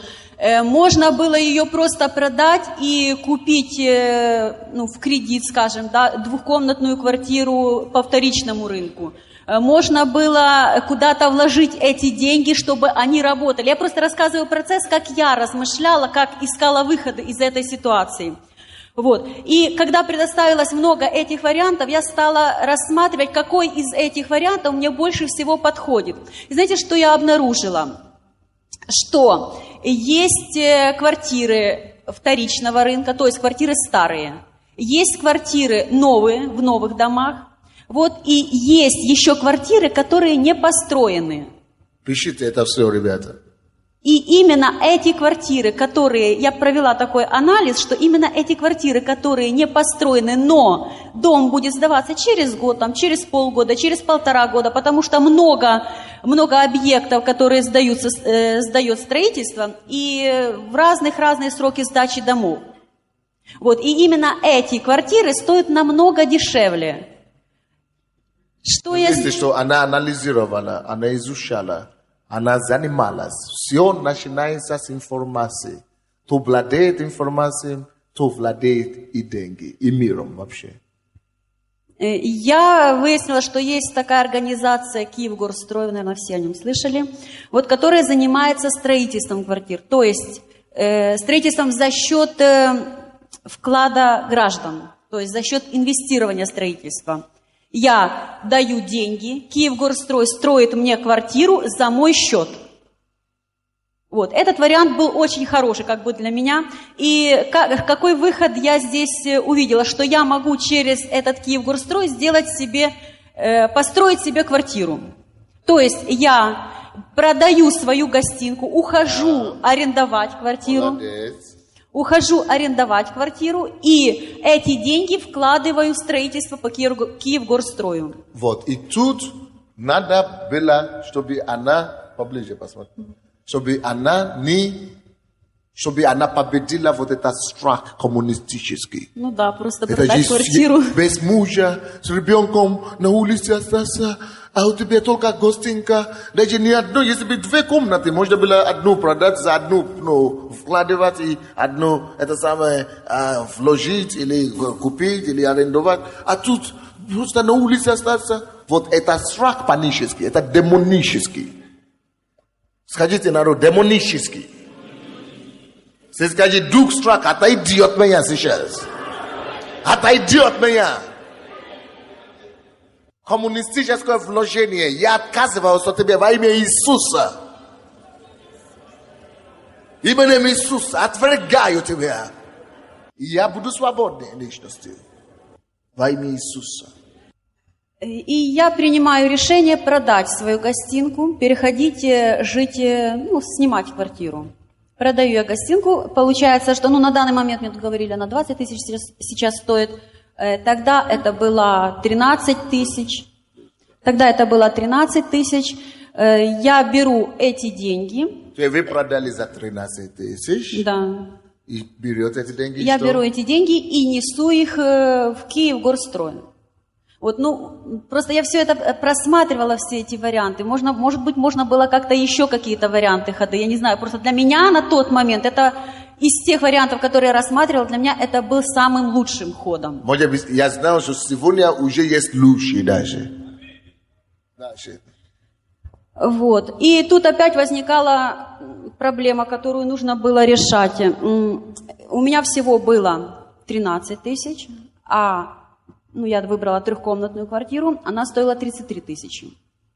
То есть у меня, получается, не хватает 20 тысяч. Ну, там, если точный расчет, это там 22 тысячи не хватало. Вот. И опять-таки варианты, которые можно было предпринять в этом случае. Можно было, первое, просто внести эти деньги в инвестируемое строительство так, и не выкупать конкретную квартиру, а просто выкупить какую-то площадь, жилплощадь какую-то в Киевгорстрое. Можно было просто вносить эти деньги и потом равными частями вносить до окончания строительства. Это второй вариант.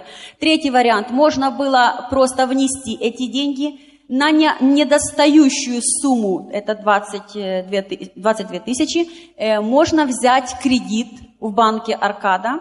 Вот, и таким образом, получается, за меня выплачивает за эту квартиру банк. То есть, якобы квартиру я выкупаю полностью, но банк уже за нее рассчитался. Я продолжаю иметь отношения только с банком. Именно этот вариант был на тот момент для меня самым лучшим. Почему? Потому что очень сильно в тот момент поднимались цены на квартиры. И до сих пор тоже. Да. И я подумала, что если я не оплачу полностью сейчас за эту жилплощадь, цена на квартиру поднимется. То есть я буду уже должна, допустим, там не 22 тысячи, а 33 или 43. Поэтому я заморозила цену на недостающие суммы. Вот, и уже имею отношение с банком, и, ну, там проценты, понятно, то есть я высчитала те проценты, которые я внесу, я сделала рассрочку квартиры на 20 лет, в результате, что я имею сейчас? Сейчас вообще дают на 30 лет. Вы поняли, что происходит, нет? Или какой-то детали вам непонятно, пропустили детали? Понятно. Всем понятно? Что я имею сейчас? И я имею сейчас сданный дом, договор заключается на конкретную квартиру, то есть не то, что там куда-то даешь деньги, непонятно куда. Нет, там идет конкретный дом, конкретная квартира, этаж, все полностью конкретно дата сдачи этого дома. Ты уже вся информация перед тобой, ты все знаешь, когда сдаешь деньги, когда заключаешь договор. Полкива это делает, не полкива, но многие это уже делают сейчас. Но мы не боимся, дух страха на душе не позволяет позваться это самое. И надо, вы не сказали, какой процент надо было вкладывать в банк. То есть банк никогда не просит все деньги. Плати только 30% или 20% за квартиру. То есть твоя квартира, если, допустим, кто что ты хочешь купить, это самое, ты продал квартиру твою за 20 тысяч, и 30% той квартиры, которую ты хочешь купить, это всего 10 тысяч, ты можешь 2 квартиры заказать по 20 тысяч, на 2 квартиру заложить. Вот так они делают эти американцы. Они оставляют 20 или 30 тысяч, по 10 тысяч, а потом берут долг на 30 лет. И за это, пока строительство закончится, этот дом уже не 30 тысяч, это уже 70 тысяч. Продают уже. Как победить, то есть, что делает банк? Банк хочет, чтобы ты взял у них кредит, и чтобы ты стал им оплачивать через кредиты, через проценты больше, чтобы ты стал у них зависимым. И 30 лет, чтобы ты 2 раза уже переплачивал этот долг. А ты обманываешь эту систему тоже. Это законно. Это законно. Ты тоже обманываешь. Это для дураков так. И ты продаешь это самое, не 30 лет ты ждешь, а на 2-й год или 30, это самое, ты продал, и еще тебе вкладывать туда, еще туда. Непонятно. Но она вам объяснит, она знает. Она так и делала дальше. Да, так именно я и сделала. Что я имею сейчас? У меня сдался дом. Моя 3-комнатная квартира на данный период стоит уже 60-75 тысяч. Банку я осталась должна те же 22 тысячи, плюс проценты, которые я за этот период выплатила, это где-то 1500. То, что она за их деньги же купила, уже стоит 60 тысяч, 65 тысяч, а она должна стала 22. Уже получается 40 тысяч выиграла. 40 тысяч, получается, я за 1,5 года заработала. Из гостинки, которая 13 тысяч стоит. Из гостинки, которая сколько стоит? Она за 1,5 года заработала. А я вам говорю, уже есть лучшие варианты сейчас. Ты даже можешь заработать не за 1,5 года, а за год. И за полгода ты можешь уже 30 тысяч заработать. Только не надо быть алчным. Надо это все проследовать. И продуманный риск делать. Вообще-то, если у нас банкиры здесь в зале, вы знаете, как один мой друг сделал в Канаде, пастор тоже. У него банкир в церкви, Джон Франсис, который приехал. И они решили помочь членам церкви, чтобы заработать, чтобы делать, они просто приняли решение сделать все богатыми в своей церкви. Чтобы эти люди потом проценты из их деньги могли дать на строительство церкви. И банкиры пришли вместе проработать этот вариант и помогли инвестировать в квартиры. Это самое. И вот таким образом, выигрывали определенный процент идет на строительство, они сами зарабатывают, и эти все люди становятся богатыми миллионерами в процессе. Поэтому я думаю, если есть финансовые специалисты здесь, или банкиры, давайте придумаем что-нибудь. Можно, нету конца мышления человека, особенно верующего. Если мы верующие, фантазию нас хватит. Бог даст нам идеи. Мы можем разработать такие планы, что мы сможем обогатить, если не всю церковь, хотя бы 10-20% всей нашей церкви могут нормально стать, если не если помогать другим. А это помогать другим, это свыше пробы, Божьей любви. Что я буду делать дальше? Какие мои планы на будущее? То есть я сейчас имею 3-комнатную квартиру, имею сумму, которую я должна банку, осталось 22, там за счет немножко процентов, 24 тысячи где-то примерно. Вот. Что я планирую, какие у меня есть возможные варианты, что делать дальше? Первое, въехать в ту квартиру, жить. Второй вариант. Сделать Вы небольшой... знаете, что ехать в ту квартиру жить, это уже какой вариант? Проигрышный, правда? Ну да, это уже проигрышный вариант. Да. Конечно. Потому что это только, извините, глупый и глупый это делает. Уже так давно никто не живет. А мы с советским менталитетом сидим в этой квартире, как будто это сама жизнь. Никто так давно уже не живет. Ты что, проснись, ты в каком веке живешь? В 5 или что ли? Тогда иди в это самое предобытное общественное строй, или как там называется? Предобытное, ну, первобытное это самое. Вот куда тебя надо на свалку отправить.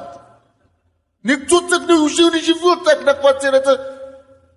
Поймите, братья и сестры, еще раз. Есть два вида растраты.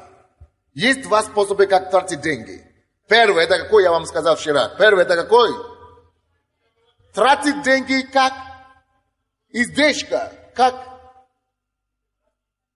да, пассив или издержка, ты его на расход. Ты тратишь деньги на расход. То есть, что такое расход или пассив? Это деньги, которые ты тратишь. Допустим, ты купил квартиру и пошел туда жить. Молодец, глупый. Потому что эти деньги тебя ничего не возвращают. Эти деньги 30 тысяч твои сидят, ты еще сидишь на нем. Поэтому за то, что ты еще сидишь там, ты должен платить за свет, ты должен платить за воду, ты должен за аренду платить. И ты еще должен где-то искать, чтобы погасить за то, что ты еще в собственной квартире живешь. А умные люди давно это уже вычислили, что нельзя деньги тратить на пассив или на издержки. Нужно деньги тратить на капитал. Или капитал актив. Или капитал вложения. Что это значит? Это значит тратить деньги только на те вещи, которые тебя может отдать сюда. Допустим, сдал квартиру, а мы купил квартиру, и там не живешь. И сдал, за счет него получил деньги. Или ты продал его, и еще больше может купить. Или сдал в аренду, или разные варианты есть. Но информации надо, знания. Теперь слушайте меня, пожалуйста. Разница в этом и заключается между богатыми и бедными. Но бедные просто не знают. Богатые люди никогда не тратят деньги на пассив, на издержки. Они тратят все деньги только на капитал. Поэтому и налоги не платят. То есть только на основной. И, конечно, они покупают машины, они покупают лошади, яхты, но они покупают только через раскрутки, десятые раскрутки, когда эти деньги уже вернулись. Издержки, которые уже вытаскивают, которые уже падают. Оттуда они уже покупают, а мы-то не знаем. И хотим быть как они. И как только что какие-то деньги поступают к нам, и сразу хотим что-то. Мы начинаем, то есть, невежды. 95% людей тратят деньги только на эти пассивы. На издержки, на растраты. Это очень глупо так жить. Но вот мудрые уже давно вычислили. Допустим, другая сестра, может быть, четверг или пятницу придет, расскажет. Она уже имеет 5 квартир в Киеве. И она ни в одной из них не живет. Снимает квартиру. Знаете почему? Потому что зачем ей платить, жить там, когда эти 5 квартир дают ей 1 миллион каждый год. Не потому что кто-то живет в них, а потому что она превратила в капитал. Дальше. Расскажите нам. Второй вариант, то есть первый можно вселиться, жить туда, не подходит. Второй вариант, можно сделать небольшой ремонт там и сдать в аренду. Это порядка $600 в месяц. Потому что хорошая большая квартира, там 92 квадратных метра. И это нормальный вариант. Но чем он здесь у меня не подходит? Потому что у меня висит кредит, за который нужно платить проценты. То есть здесь тоже вариант не очень подходит. Только поэтому не подходит. Это еще не подходит, потому что если вы просто будете сдавать на $600, эти $600 только хватит вам на то, чтобы просто жить. А вы хотите, наоборот, развиваться Да. и увеличить ваши финансы. Почему? Потому что всякое средство, которое Бог доверяет в ваши руки, это прежде всего, это что? Семя, которое нужно размножать. Поэтому и эту квартиру надо превратить в семя, не из которых кушают, а которые сначала размножают. В оборот надо их пустить. Это умница. И вот третий вариант, который я решила буду использовать, это продать эту квартиру, отдать банку кредит, который я брала. В результате я получаю с чистыми 40 тысяч. Что я могу с ними сделать? Я могу купить две однокомнатных квартиры. Ну, то есть там, если немножко не достает, тоже есть вариант. Я могу купить одну, и можно... Или наоборот, не купить все эти, как нужно вообще лучше всего делать. Не вкладывать все наличные 20 тысяч на одну квартиру, одну комнату, еще 20 тысяч на еще одну комнату. Зачем так тратить деньги? Никто не тратит наличные вот так. Наоборот, платите. Банк опять идете в банк, опять берете кредит на то, чтобы они вот платили до 70%, а вы только 10%. И таким образом покупаете не 2, а 4 квартиры вообще-то так. И дальше они вам вгасят это. И через год вы опять уже имеете 4 квартиры. Таким образом, друзья, я имею один знакомый в Америке.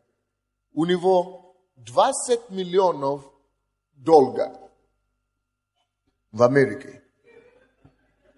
Не, слушайте. Вы смеетесь. Не спешите меня бросать камни. Не спешите меня бросать камни. Это большой бизнесмен. Таким образом делал. И начинает. И я тоже, в моей маленькой голове, когда мне тоже недалекий, как большинство людей, да? Подхожу к нему и говорю, чего ты? Это же против Библии, он же верующий. Это же против Библии. Нельзя долго. Он говорит, слушай, пастор, ты же считаешь, что это Библия? Я говорю, да. Я же считаю сквозь своих религиозных предупреждений. Он говорит, пастор, зачем мне эти фабрики, все не дать 20 миллионов долларов, брата, когда только за счет прибыли, которую я имею, я за счет не купил это все. Я имею 120 миллионов долларов. За то, что просто у меня эти долг. Я просто плачу 40 тысяч или сколько, 400 тысяч только плачу в виде процента. И мне достаточно, мне лучше вот так платить самое. И потому что они мне дали на 30 лет. Пускай 30 лет висит, а за это 30 лет я уже буду иметь не 120 миллионов, а где-то 4 миллиарда. Тогда можно вернуть 20 миллионов. О, кто-нибудь слышит?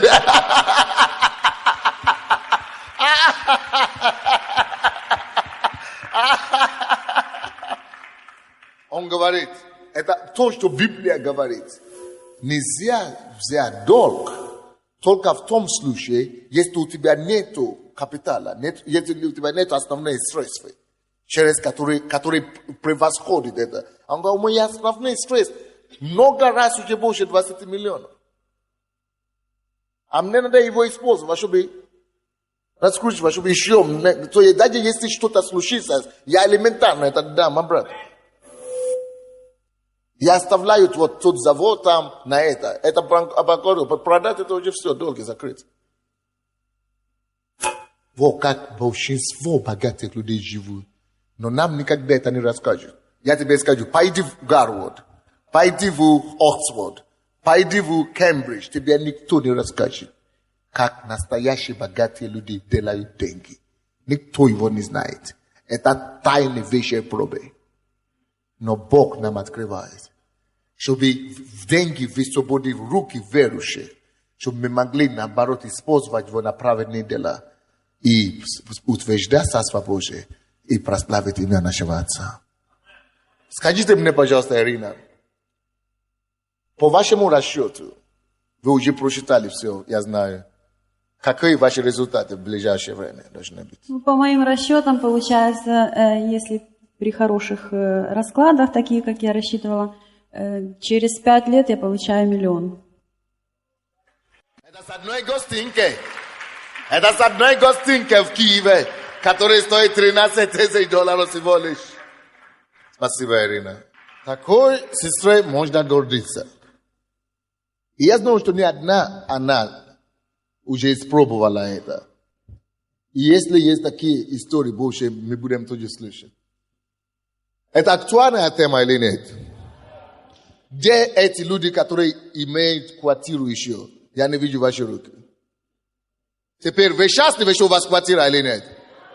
Не, что-то не убедительно вы, ребята. А? Но, не спешите. Алло. Послушайте мое предупреждение. Послушайте мое предупреждение. Послушайте мое предупреждение. Послушайте мое предупреждение. Не спешите никогда ничего начинать делать. Пока вы не сядете сначала и не сделаете тщательное исследование и получить максимум информации. А эти семинары, пока вы не прослушаете его до конца и не прослушаете хотя бы 7 раз. И не скомпенсируете, и не прочтете все сначала до конца. И не получите все информации по газете, по телевизору, по все, откуда, со всех источников, с миру. Как это все? Вы не ходите, вы пойдете в банк, вы посоветуете это сам. Вас будут пугать. Но это самое сильное оружие дьявола, страхом. Не сделай это, не сделай шаг. Единственное, что может удержать вас от вашего успеха, это страх. Или если вы будете слушать таких же неудачников, которые вам будут говорить, ничего не делай. И ничего не получится. Потому что таким образом они делают человеком рабом. Я хотел, чтобы пастор Роб сегодня приложила нам еще другой проект инвестиционный. Я хочу помочь своей церкви. И я не остановлюсь, пока не будет сотни и тысячи миллионеров в этой церкви. Будьте благословенны с миром Божьим. Давайте помолимся вообще сначала. Станьте все на руки. Возьмите за руки все. Церковь, возьмите за руки.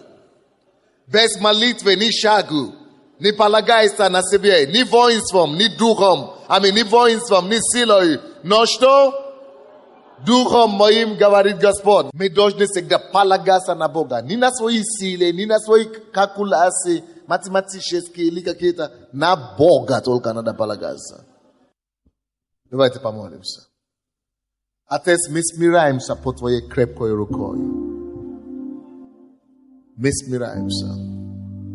Мы не ищем богатство для себя. Мы не ищем деньги для себя. Мы не хотим быть рабами денег. Мы не хотим служить деньги. Мы посвящаем себя Тебе. И мы обещаем Тебе, Господь. Мы клянемся Тебе, что мы не будем служить мамоне. Мы не будем служить деньгам. Мы не будем искать деньги ради себя. Мы хотим работать для Тебя и на Тебя. Мы хотим работать на то, чтобы 90% или сколько ты скажешь, чтобы Тебе отдать. Чтобы Твое царство увеличивать. Чтобы утвердить, прославить Твое имя. Мы посвящаем себя Тебе. Используй нас как каналы. Не ради себя, но ради Тебя, Господь. Братья и сестры, поймите одно. Деньги, если не служат Богу и Его, и целям Его царства, эти деньги начинают извращать и разрушать. Братья и сестры, предупреждаю еще раз. Деньги совращают, разрушают и уничтожают те, которые используют их не по Божьим предназначениям. Поэтому пускай ваши мотивы будут правильные. Если вы чувствуете, что ваши мотивы неправильными, молитесь, сокрушайтесь перед Богом. Или просто делайте обет перед Богом. Что Господь, как эта сестра позавчера сказала. Господь, я хочу работать только все, что ты мне даешь, я оставляю себе всего лишь 5%. И Бог начал давать ей много денег. Почему? Потому что она поставила себе в рамках. Мои только 5%. Остальные 95% я для тебя. Тогда человек защищенный. Тогда человек обеспечен. Тогда она не может упадать в уловку. Давайте скажите, Господь, Я не хочу искать своего. Я ищу Твоего, Господь. Я ищу, чтобы Твое царство распространилось, и чтобы Твое имя прославилось. Поэтому я предлагаю себя Тебе. Я отдаю себя в Твои руки. Употреби меня. Используй меня. Чтобы действительно это финансовый поток принести в Твое царство. Чтобы разрушить всякую силу беззакония и греха над нашей страной, над всеми людьми. Но чтобы посредством финансов освободить людей, чтобы они служили и прославили Тебя. Господи, помоги мне. Я никто без Тебя. Я говорю, я только Твой канал, Твое оружие. Используй меня, Господь, чтобы прославить Твое имя. Во имя Иисуса Христа. И весь народ Божий скажет.